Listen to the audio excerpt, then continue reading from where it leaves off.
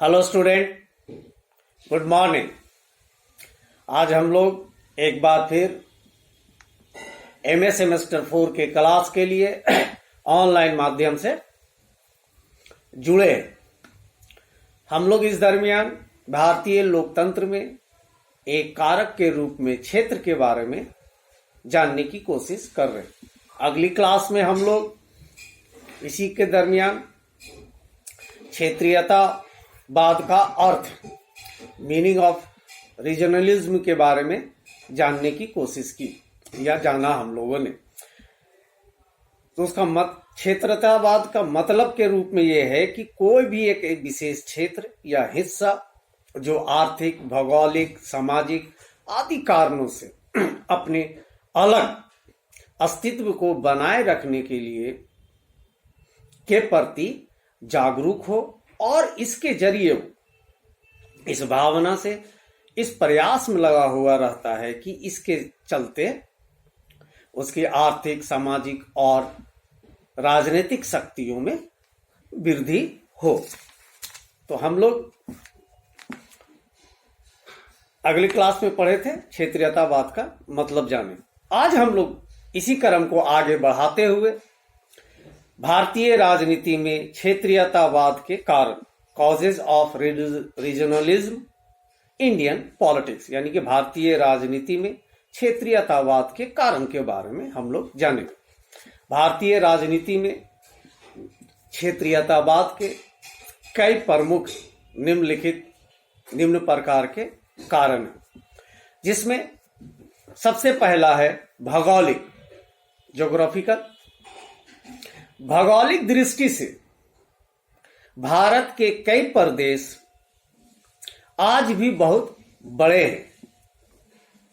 इन बड़े राज्यों जैसे उत्तर प्रदेश, बिहार, मध्य प्रदेश और राजस्थान में छोटे छोटे महत्वपूर्ण क्षेत्र भौगोलिक दृष्टि से महत्वपूर्ण इकाई बन सकते हैं। यानी कि बड़े बड़े राज्य हैं, इसमें भी कई छोटे छोटे क्षेत्र हैं जो अलग इकाई यानी कि अलग राज्य बनने के लिए महत्व रख सकते हैं या बन सकते हैं।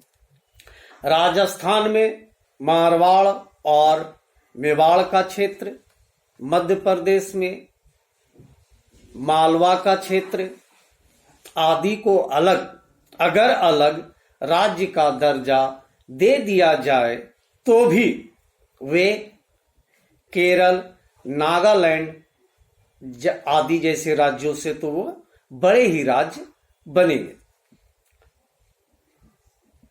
कहने का मतलब यह है कि भौगोलिक दृष्टि से भी कई क्षेत्र ऐसे हैं बड़े बड़े राज्यों में भी जो अगर उनको अलग राज्य का दर्जा दे दिया जाता है तो मौजूदा समय में भारत में कई ऐसे राज्य हैं जिसका जिक्र हम लोगों ने केरल और नागालैंड के रूप में किया, उनसे भी बड़े राज्य वो हो सकते हैं।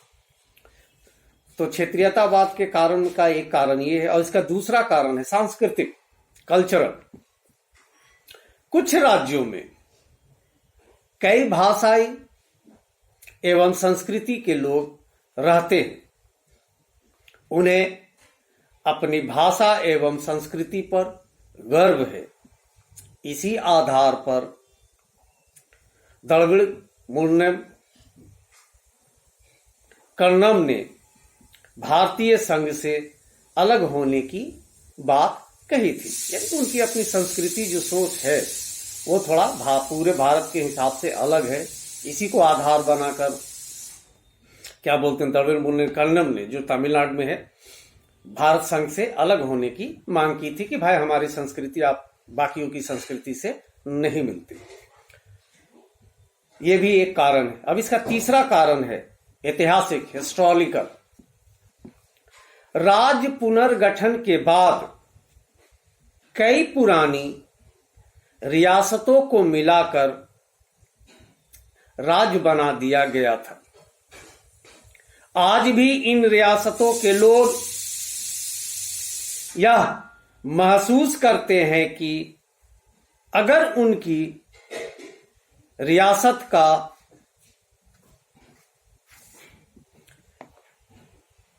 अलग राज्य होता तो वे आर्थिक लाभ की स्थिति में होते, यानी कि उन क्षेत्रों में कई ऐसे लोग हैं जो ये सोचते हैं कि अगर उनकी रियासत को एक अलग राज्य का दर्जा मिला होता तो वो अलग आर्थिक स्थिति में हो सकते थे। केवल ऐतिहासिक संबंधों के आधार पर ही पुराने क्षेत्रों की चर्चा की जाती है। दूसरे शब्दों में, सारे भारत का इतिहास सामान्य न होकर क्षेत्र के आधार पर भिन्न भिन्न है, यानी कि अलग अलग है। यानी पूरे भारत का जो क्या बोलते हैं सांस्कृतिक विरासत है वो क्या है कि एक जैसा न होकर के अलग अलग है। ऐतिहासिक पृष्ठभूमि, सांस्कृतिक विरासत, लोक परंपराओं, सामाजिक मिथ्यों तथा लक्षणों के आधार पर क्षेत्रवाद के अस्तित्व को सहायता मिलती है। तो ये थे भारतीय राजनीति में क्षेत्रवाद का तीसरा कारण। अब इसका चौथा कारण के बारे में हम लोग जानते हैं, आर्थिक कारण।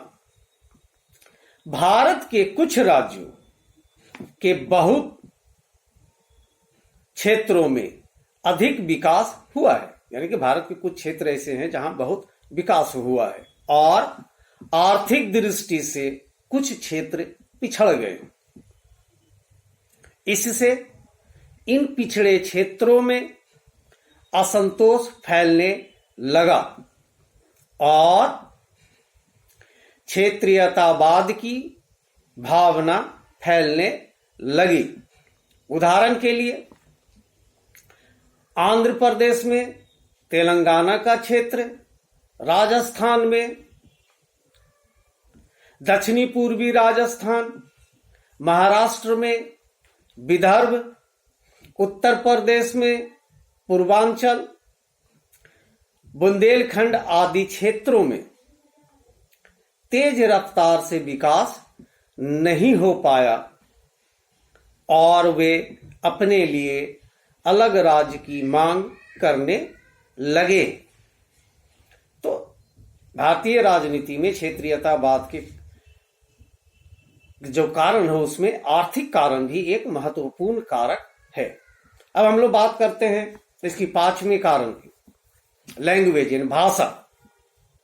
भारत में भाषागत विविधता रही है, ये किसी से छुपी बात नहीं है। अलग अलग जगहों पर बहुत सारे भाषा बोले जाते हैं। उत्तर और दक्षिण की भाषा एक दूसरे से एकदम से भिन्न है।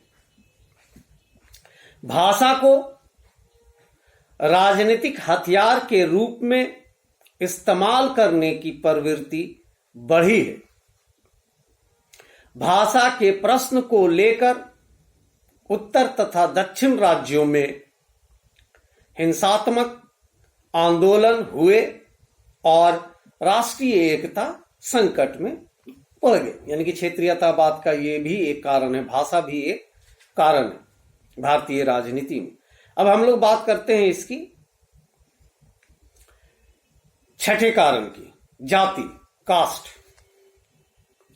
जाति के आधार पर भी क्षेत्रीयता की प्रवृत्ति बढ़ी है। जिन क्षेत्र में किसी एक जाति की प्रधानता रही वहां क्षेत्रीयतावाद की प्रवृत्ति दिखाई देती है। हरियाणा और महाराष्ट्र में भी क्षेत्रीयता की प्रवृत्ति फैलने में जाति प्रभावशाली तत्व रहा है। हालांकि जाति व्यवस्था क्षेत्रवाद के लिए अपने आप में बहुत महत्वपूर्ण तत्व नहीं है।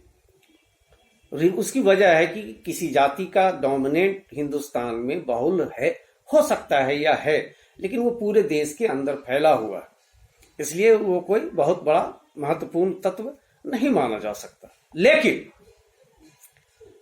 जहां यह आर्थिक हितों, जैसे महाराष्ट्र में मराठा जाति, भाषाई समुदाय, तमिलनाडु में तमिल भाषी और गैर ब्राह्मण जातियों